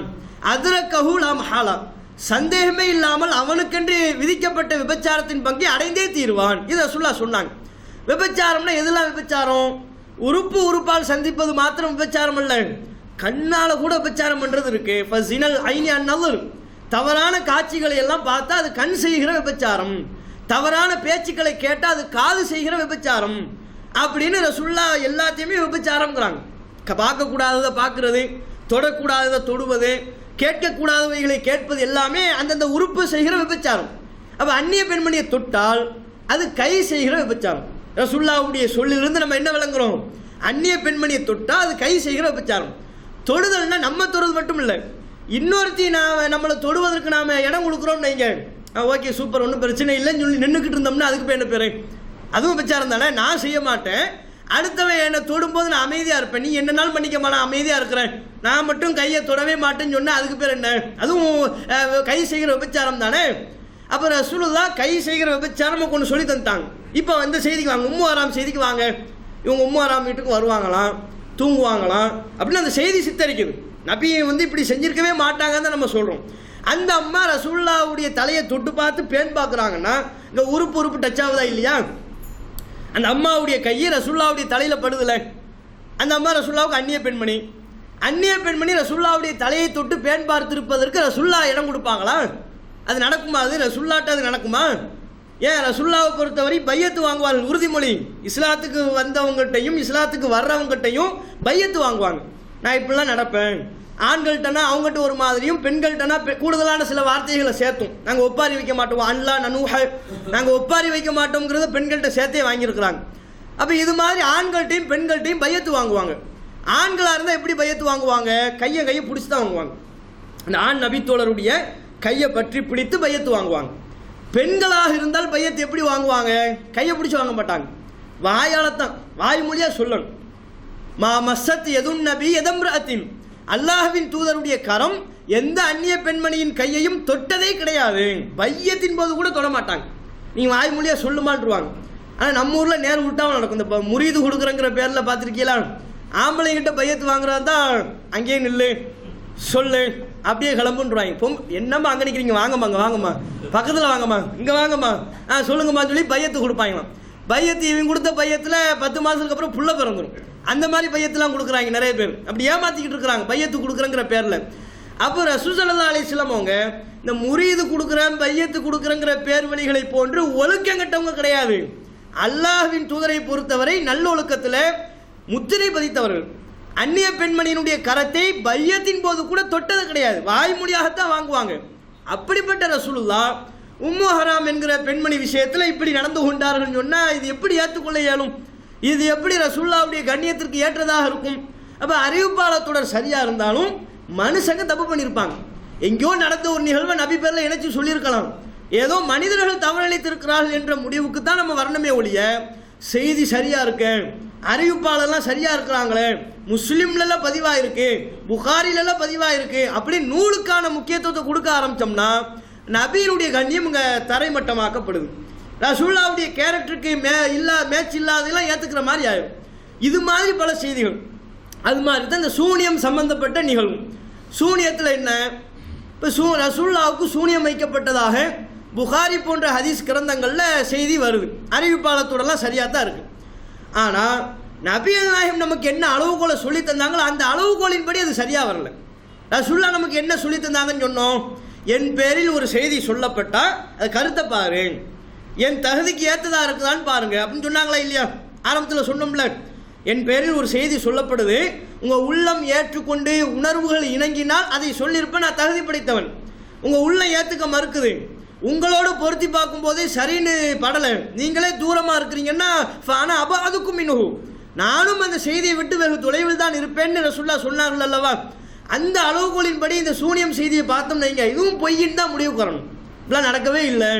அந்த செய்திலாம் அறிவிப்பாளத்தோட சரியாக இருந்தாலும் புகாரி போன்ற ஹதீஸ் நூல்கள் இருந்தாலும் ஏற்றுக்கொள்ள இயலாது. மனிதர்கள் தவறளித்திருக்கு, அல்லாஹ் தப்பு செய்ய மாட்டான், ரசூல் தப்பு பண்ண மாட்டாங்க, வஹீக்கு மாத்தமாக செய்ய மாட்டாங்க. ஆனால் மனிதர்கள் தப்பு பண்ணுவாங்க. மனிதர்களுடைய செவி தவறிழைக்கும், தான் எதையோ ஒன்று கேட்க எதையோ ஒன்று சொல்லலாம். அப்படி மனிதர்கள் தப்பு பண்ணியிருப்பாங்கிற முடிவுக்கு தான் வரணும். ஏன்னா இப்போ ரசூலுல்லாவுக்கு சூனியம் வைக்கப்பட்டதுன்னு செய்தி. அந்த செய்தி எடுத்துக்கிட்டிங்கன்னா அதில் ரொம்ப பாரதூரமான கருத்துக்கள்லாம் பல இருக்குது. ரசூலுல்லாஹ் சூனியம் வைக்கப்பட்டாங்களாம், அதன் பாதிப்பு 6 மாத காலம் நீடித்தது. 6 மாத காலம் ரசூலுல்லாவுக்கு ஏற்பட்ட பாதிப்பு எப்படி இருந்துச்சான்? கான யுஹையலு இலைஹி, அல்லாஹ்வின் தூதருக்கு தொடர்ந்து பிரம்மை ஊட்டப்பட்டு கொண்டே இருந்தது. அன்னஹு யஃபாலு ஷைஅ வலம் யஃபாலுஹு, தான் செய்யாத ஒரு காரியத்தை செய்து கொண்டிருப்பதாக தொடர்ந்து எண்ணம் ஊட்டப்பட்டு கொண்டே இருந்தது.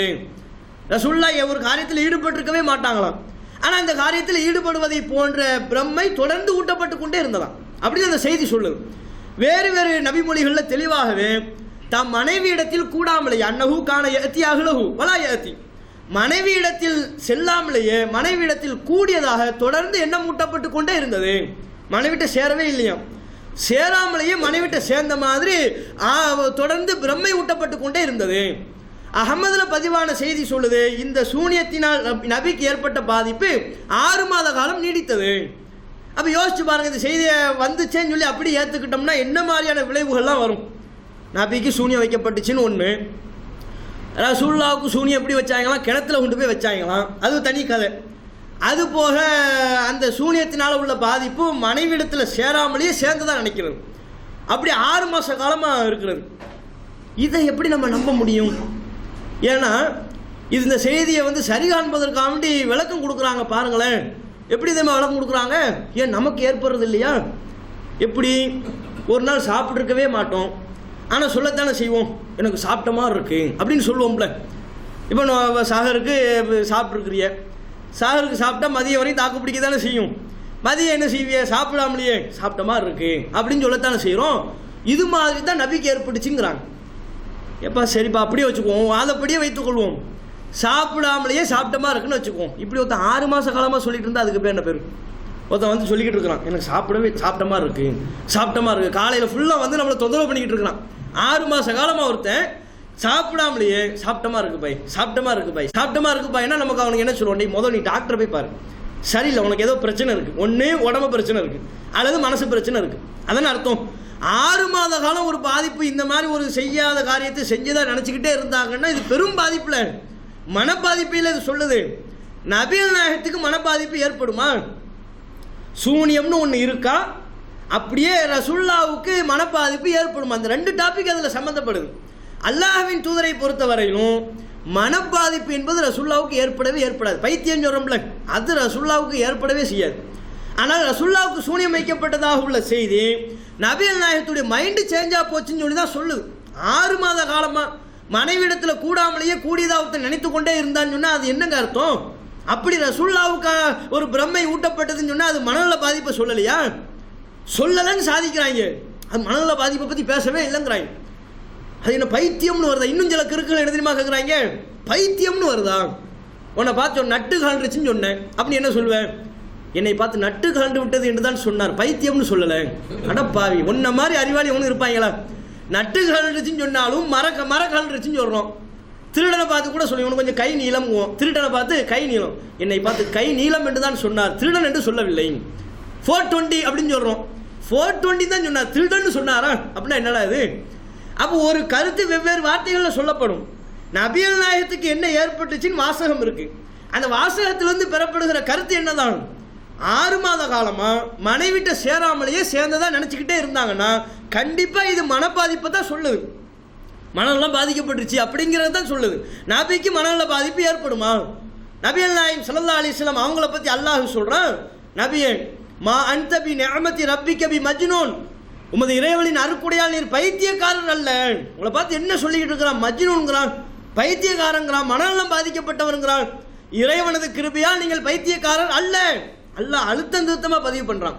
இன்னொரு வசனத்தில் அல்லாஹ் குறிப்பிடுறான், நபியே மக்களுக்கு சொல்கிறான், மாபி சாஹிபிக்கும் மின் ஜின்னா, உங்கள் தோழருக்கு பைத்தியக்காரத்தனத்தில் சிறிதளவும் இல்லை. எப்படிப்பட்ட வார்த்தை தெரியுமா? பொறுக்கி எடுத்து அல்லாஹ் இந்த வார்த்தையை சொல்லியிருக்கிறாங்க. இது போன்ற ரசூலுல்லாவுக்கு என்ன ஆனாலும் நாங்கள் செய்தியைத்தான் பார்ப்போம், நபியெல்லாம் பார்க்க மாட்டோம், வஹியெல்லாம் பார்க்க மாட்டோம், ரசூலுல்லாவுடைய கண்ணியத்துக்கு ஏற்றது அதையெல்லாம் பார்க்க மாட்டோம்னு ஒரு குருட்டுத்தனத்தில் இருக்கிறாங்கல்ல, அந்த மக்கள் நெத்தியில் அடித்த மாதிரி அல்லாஹ் பயன்படுத்துகிறான் இந்த வாசகம்.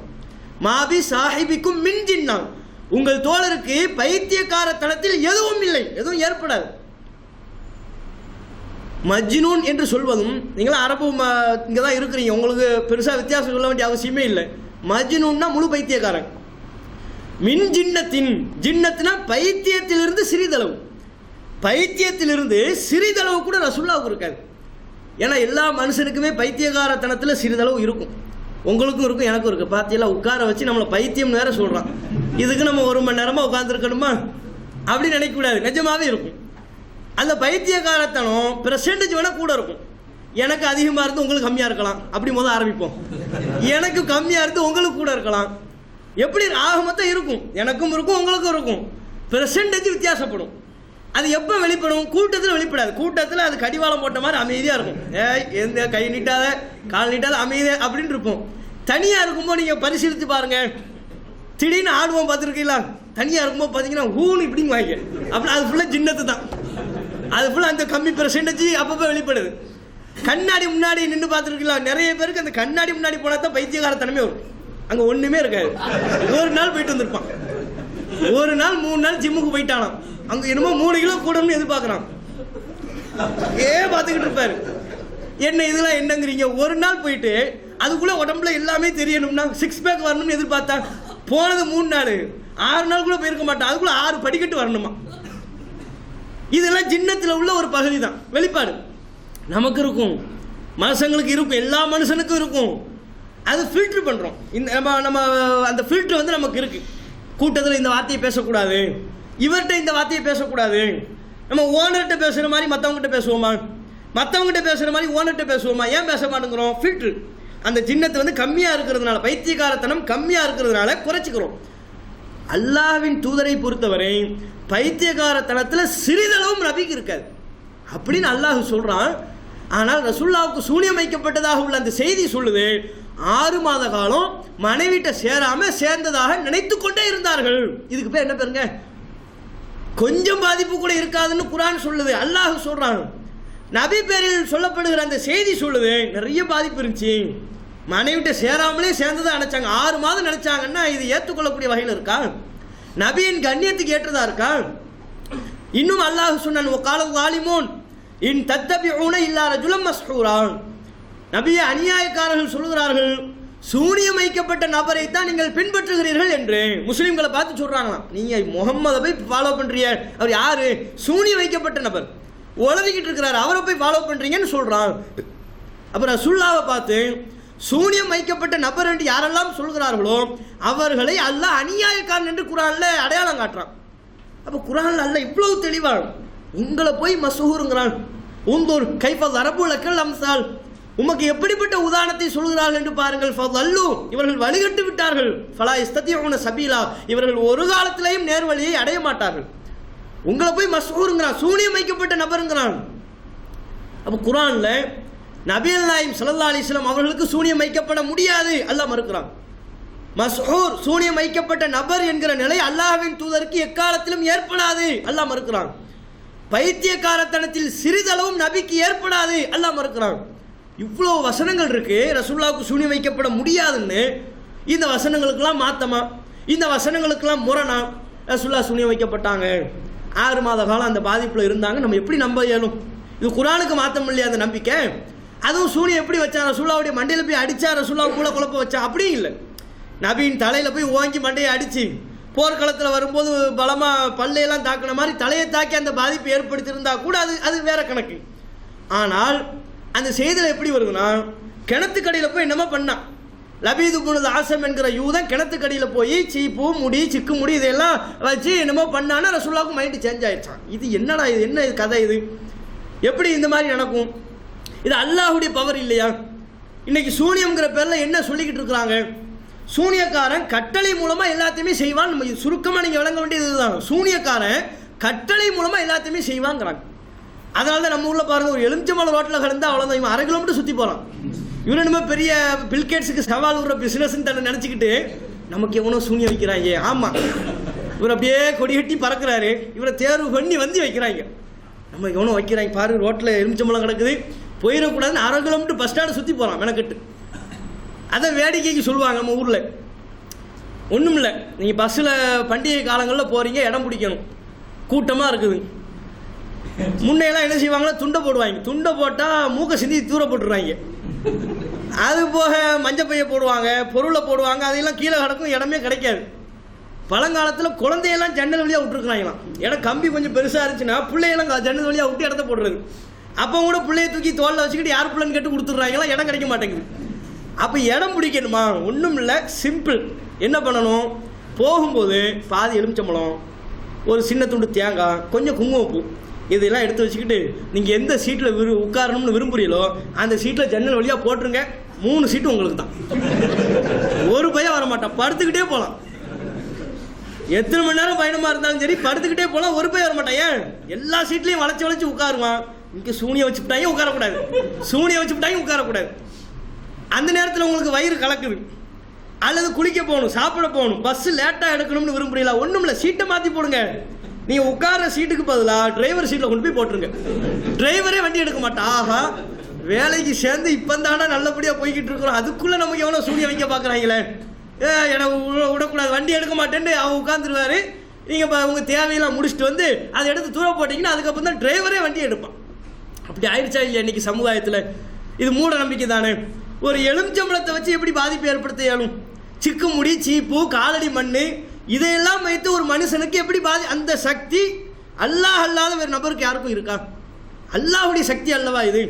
இறைவன் தன்னுடைய ஆற்றலை பற்றி சொல்லும் போது இதா அராத ஷைஅன் அய்யகூல லஹு குன் ஃபயகுன், இறைவன் ஒரு காரியத்தை நிகழ்த்த விரும்பினால் ஆகு என்று உத்தரவிடுவான், ஃபயகுன், உடனே ஆகிவிடும். அல்லாஹ்வுடைய பவர். அல்லாஹ்வுக்கு தான் எதுவும் தேவையில்லை. ஒரு பில்டிங்கை கட்டணும் அல்லது இடிக்கணும்னா அல்லாஹ்வுக்கு கொத்தனாரு, இன்ஜினியரு, மற்ற ஜேசிபி மிஷின் எதுவுமே தேவையில்லை. குன், ஒரு உத்தரவு போதும், ஃபயகுன், உடனே அந்த காரியம் நடந்துடும். அப்போ உத்தரவு மூலமாக காரியத்தை சாதிக்கிற ஆற்றல் அல்லாஹ் ஒருத்தனுக்கு தான். அல்லாஹ்வை தாண்டி வேறு யாருக்கும் உத்தரவு மூலமாக காரியத்தை சாதிக்க முடியாது, ஒரு கட்டளை போட்டு. ஆனால் சூனியக்காரன் அப்படித்தானே பண்ணுவான்னு நம்புகிறாங்க. இந்த சலஃபுகள், நம்மின் மீது ஹதீஸை மறுப்பவர்கள் என்று குற்றச்சாட்டை முன்வைப்பவர்கள், அபாண்டமான பொய் குற்றச்சாட்டை முன்வைப்பவர்கள் சூனியக்காரனுக்கு எந்த இடத்துல வச்சிருக்கிறாங்க?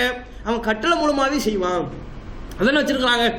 அவனு போனால் அவர் மெனு கார்டு தருவார். நம்ம சூனியம் வைக்கணும்னு போனோம், யாருக்காவது போனோம் நீங்கள், அவர் மெனு கார்டு வச்சிருப்பார். சூனியக்காரர் என்ன பண்ணுவோம்? கிறுக்கன் ஆக்கிடுவோமா? நம்ம தான் டிக் பண்ணணும். நமக்கு என்ன அவகோடா ஜூஸ் வேணுமா அல்லது ஆப்பிள் ஜூஸ் வேணுமான்னு டிக் பண்ணுற மாதிரி சூனியக்காரன் என்ன செய்வாங்க? கிறுக்கன் ஆக்குதல், தலை வடித்து சாக வைத்தல், வயிற்று வலியை ஏற்படுத்துதல், கணவன் மனைவியை பிரித்தல்னு ஒரு 4-5 ஆப்ஷன் வச்சிருப்பார். நம்ம அதில் ஒன்று டிக் பண்ணணும். நம்ம கிறுக்கன் ஆக்கிருங்க, அப்படி ஆக்கிடுவோம். எப்படி ஆக்குவார்? இங்கேருந்து ஒரு உத்தரவு போடுவார், அங்கே கிறுக்கன் ஆயிடுவாங்க. இங்கேருந்து பொம்மையை வச்சுக்கிட்டு சின்ன பிள்ளை மாதிரி விளையாடுவாராம், கையில் ஒரு பொம்மையை வச்சுக்கிட்டு குண்டூசி வச்சு குத்திக்கிட்டு இருப்பாராம். பார்த்தா அவனுக்கு அங்கே வயிற்று வலி வந்துருங்கிறாங்க. இது எப்படிடா நடக்கும்? அல்லாஹுடைய ஆற்றல் எப்படி மனுஷனுக்கு வரும்? மனுஷன் ஒரு மனுஷனுக்கு பாதிப்பு ஏற்படுத்துறதா இருந்தால் உலக வாழ்க்கையில் அல்லாஹ் நடைமுறை ரீதியாக என்ன காரணங்களை வைத்திருக்கிறானோ அந்த காரணங்களை பயன்படுத்தாமல் எந்த மனுஷனையும் யாரும் பாதிக்க இயலாது.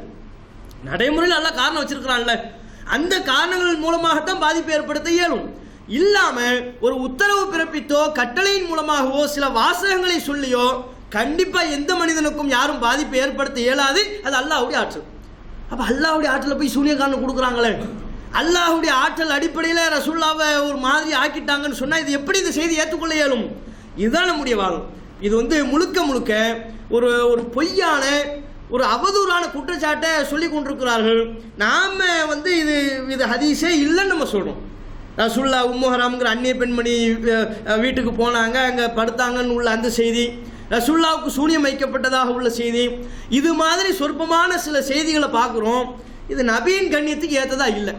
குர்ஆனோடு விளக்கப்படுத்தக்கூடிய வகையில் இல்லாமல் நேரடியாக தெள்ள தெளிவாக குர்ஆனோடு மோதுற மாதிரி இருக்குது. குர்ஆனோடு மோதக்கூடிய இந்த செய்தி எப்படி ஏற்றுக்கொள்ள இயலும்? குர்ஆனோடு மோதக்கூடிய இந்த செய்தி எப்படி சரியாக இருக்கும்? ரசூலுல்லாஹ் குர்ஆனை விளக்கத்தானே வந்தாங்க, குர்ஆனுக்கு முரண்பட்டு பேசவா வந்தாங்க? கண்டிப்பாக இது மனிதர்கள் தப்பு பண்ணியிருக்கிறாங்க. நம்ம அதில் கூட என்ன சொல்கிறோம்னா இது மனுஷன் தப்பாக சொல்லியிருப்பான். ஏதோ ஒன்று நடந்ததை என்னவோ ஒரு மாதிரியாக பதிவு பண்ணிட்டாங்க. அவங்க பதிவு பண்ணாங்க காரணத்தினால் நம்மளால் ஏற்றுக்கொள்ள இயலாது. ஏற்றுக்கொண்டோம் என்றால் இஸ்லாத்தின் அடிப்படையை தகர்ந்துவிடும். நபிகள் நாயகம் ஸல்லல்லாஹு அலைஹி வஸல்லம் அவங்களின் கண்ணியம் சீர்குலைக்கப்படும். அப்படிப்பட்ட ஒரு நிலை ஏற்படக்கூடாது என்பதற்காகத்தான் இது ரசூலுல்லாஹ் சொன்னதாக வந்தாலும் நபி சொன்னதை ஏற்றுக்கொள்ள இயலாதுங்கிறோம். இந்த தான் அவங்க ஹதீஸை மறுக்கிறாங்கன்னு பொய் பிரச்சாரம் பண்ணிக்கிட்டு இருக்கிறாங்க. இது தொடர்பாக பல விஷயங்கள்லாம் இருக்குது. இப்போ இதுக்கு பேர் ஹதீஸ் மறுப்புனா இதே பாணியில், ஏன்னா ஒரு டைம் முடிஞ்சிருச்சு, மக்கள்கிட்டையும் போதுமான அளவுக்கு தகவல் சொல்லி அடிப்படை தகவலை சொல்லியாச்சு. இதுக்கு மேலே உட்கார வச்சோம்னா சரிப்பட்டு வராது. அதனால இது முடிஞ்சு போச்சு, அவ்வளோதான். இதில் கூடுதலாக நீங்கள் விளங்க வேண்டியது, இதே மாதிரி அன்னை ஆயிஷா ரலியல்லாஹு அன்ஹா அவங்க இதே பாணியை கடைபிடிச்சிருக்கிறாங்க. தன்கிட்ட ரசூல்லா சொன்னதா சில செய்திகள் சொல்லப்படும் போது ஏற்றுக்க மறுத்துட்டாங்க. ஆயிஷாவுக்கு ரசூல்லா சொன்னதா யார் சொல்லுவா? சஹாபாக்கள் தானே சொல்லுவாங்க. சஹாபாக்கள் சொன்ன செய்தியவே நபி சொன்ன செய்தியை இதெல்லாம் நபி சொல்லியிருக்க மாட்டாங்கன்னு மறுத்துருக்குறாங்க. அப்போ நம்ம கேட்குறோம் திருப்பி, எப்போ நாங்கள் குரானுக்கு முரண்னு மறுத்தா ஹதீஸ் மறுப்பாளர், அது மோத்தசிலாவுக்கு ஸ்பெல்லிங் தெரியாதவங்களாம் மோத்தசிலாங்கிறான். கூப்பிட்டு நீ மோத்தசிலாவுக்கு ஸ்பெல்லிங் சொல்லுன்னு கேளுங்க, தெரியாது, அது எங்கள் ஆலிம்ஸாட்ட கேட்டு சொல்கிறேன் நீ எல்லாம் சொல்லிக்கிட்டு இருக்கலாம். அப்போ மோத்தசிலா என்றும் ஹதீஸ் மறுப்பாளர் என்றும் விமர்சிக்கக்கூடியவர்கள், அவங்கள்ட்ட நம்ம கேள்வி கேட்குறோம். இப்போ இதே மாதிரி பல இமாம்கள் செயல்பட்டுருக்குறாங்க. அன்னை ஆயிஷா அவங்க தனக்கு சொல்லப்பட்ட நபி பேரில் சொல்லப்பட்ட செய்தியை நபி சொல்லவே இல்லைன்னு மறுத்துருக்குறாங்க. அவங்கெல்லாம் யாரு அப்படின்னு கேட்டால் அது தவறு. டேங்க அப்போ பெரிய கண்டுபிடிப்பப்பா, நமக்கு காஃபிர், இஸ்லாத்தை விட்டு வெளியேறி விட்டார்கள், ஹதீஸ் மறுப்பு நிராகரிப்பு மோத்தசிலா ஊன்னு சொல்லி குதிக்கிறாங்க, வானத்துக்கும் பூமிக்கும் குதிக்கிறாங்க. இப்போ சஹாபாக்கள் பண்ணியிருக்கிறாங்களே, இமாம்கள் பண்ணியிருக்கிறாங்களே, அன்னை ஆயிஷா பண்ணியிருக்கிறாங்க, அதுக்கு பேர் என்ன பேர் கேட்டால் அது தவறு. அப்போ இதிலிருந்து இவர்களுடைய இரட்டை வேடம் என்ன, எப்படிப்பட்ட கயவர்கள் எத்தகைய அவதூறு பிரச்சாரத்தில் ஈடுபடுகிறார்கள் என்பதை அறிந்து கொள்ளலாம். இது சம்பந்தப்பட்ட மேலதிக தகவலை நம்முடைய onlinepj.com என்கிற இணையதளத்தில் அதிகமான தகவலை ஆதாரபூர்வமான ஆதாரங்களோடு குறிப்பிட்டிருக்கிறோம். அதை பார்த்து தெரிந்து கொண்டு இது தொடர்பான அறிவை வளர்த்து ஏனைய மக்களுக்கும் விளக்கம் அளிக்கக்கூடிய ஒரு நல்ல நிலையை வளர்ச்சியை அல்லாஹ் ஏற்படுத்துவானா என்று கேட்டு இந்த உரையை நிறைவு செய்து கொள்கிறேன். அஸ்ஸலாமு அலைக்கும் வரஹ்மத்துல்லாஹி வபரகாத்துஹு.